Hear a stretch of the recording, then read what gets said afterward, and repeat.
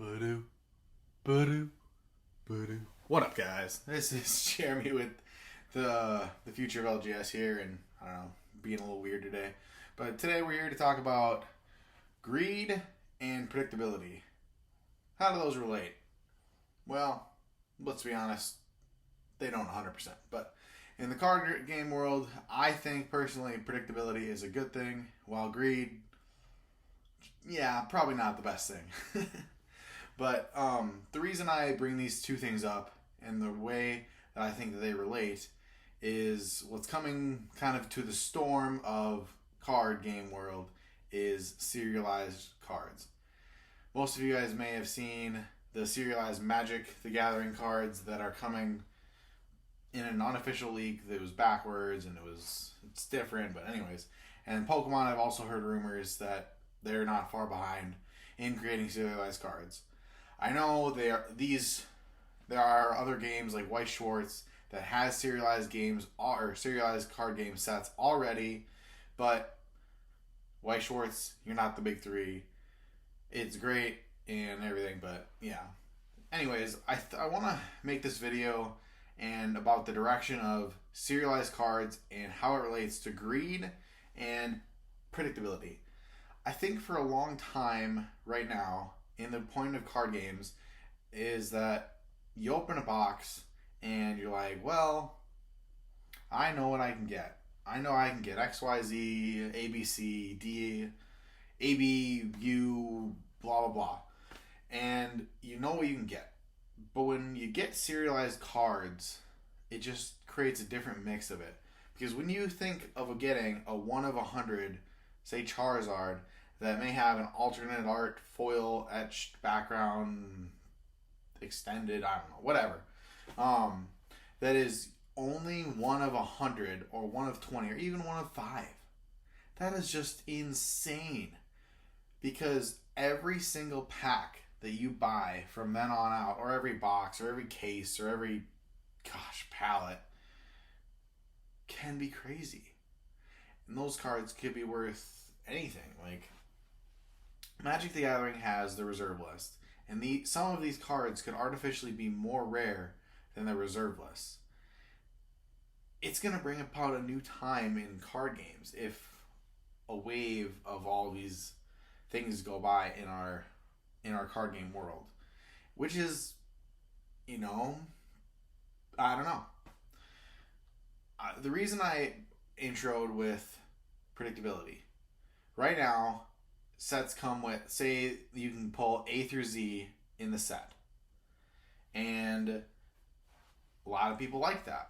A lot of people think, okay, I know that I can pull this Charizard in this set. The odds aren't great, but yeah.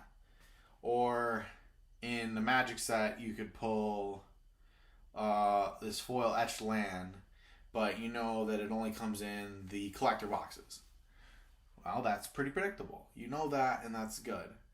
But where greed comes into it is, well, now you're coming in with these alternate etched art, foils, extended arts, background, X, Y, Z, foil, I don't know, background, sign, I don't know, whatever. And you get all these variants. And you get all this different type of cards that you can't really keep straight. And I think that's where Magic specifically has kind of gone on a riot. And I've realized it a little bit more on Pokemon in the last few years, as well as there's full arts, there's secrets, there's the regular one, there's all sorts of variants. And it's a lot to keep track of. And the way I think greed kind of ties back into this is greed.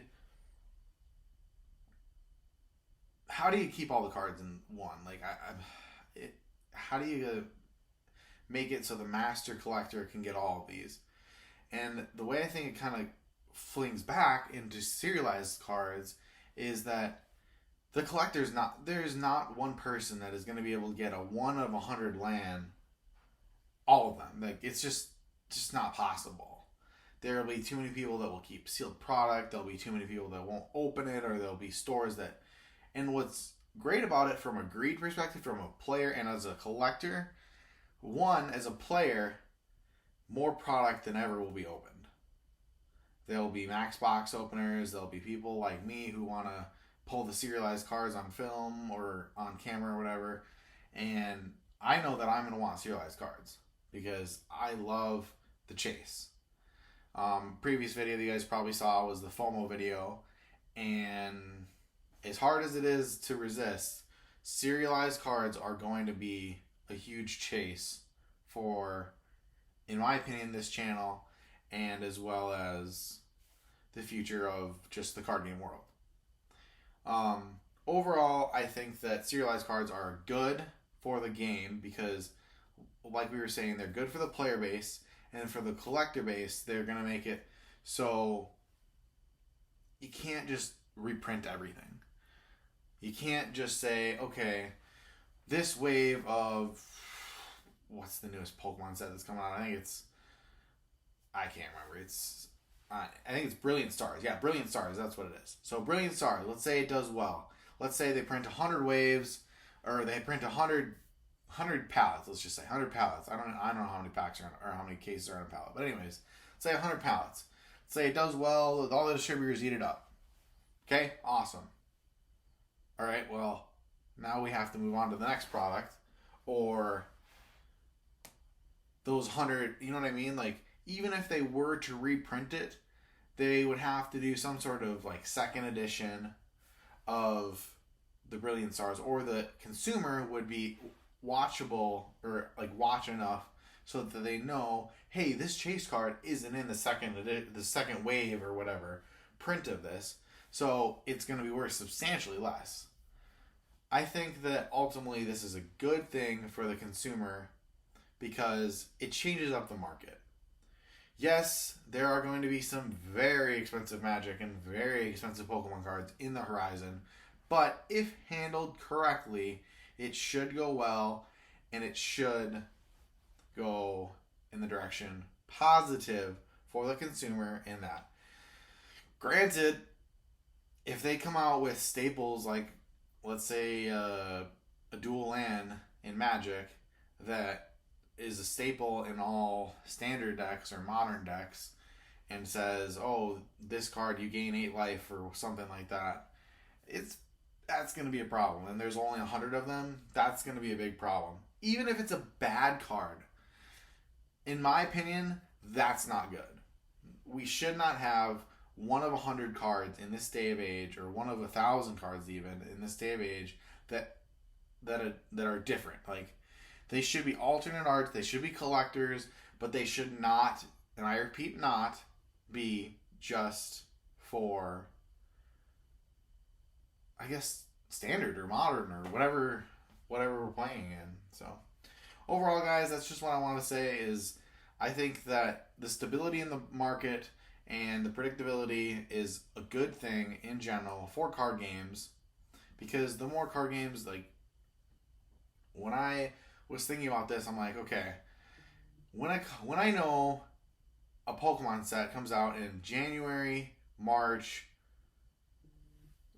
May, July, you guys catch what I'm getting? Every other month. When I know there's this, like, a predictable schedule for when it's going, it's good for me as a person that needs to budget and needs to say, okay, can I afford this, or can I plan ahead for this?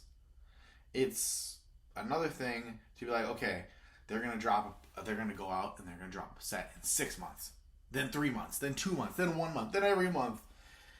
It just becomes a mess. It's not good for the player. It's not good for the collector.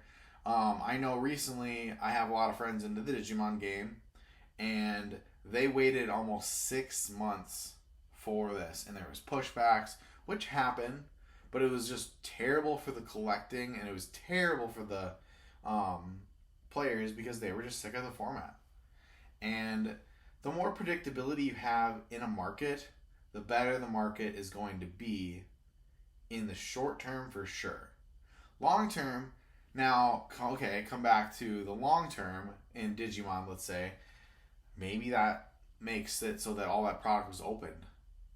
Maybe those eventual cards are worth more in the long run, or the set that just came out is worth more because it was waited for longer and people lost interest, or whatever it is. And then obviously greed. Greed is not good. Let's just put it out there. Greed cannot be good, but it's inevitable. We're playing with We're talking mostly about Magic and Pokemon today. We're talking about two of the biggest games, if not the biggest games that will ever be played, or are on this world, and that are both coming with serialized cards. Both know that is probably the future of cards if handled correctly. So, overall, guys, just want to talk about a little bit about that today, and yeah, see you guys in the future.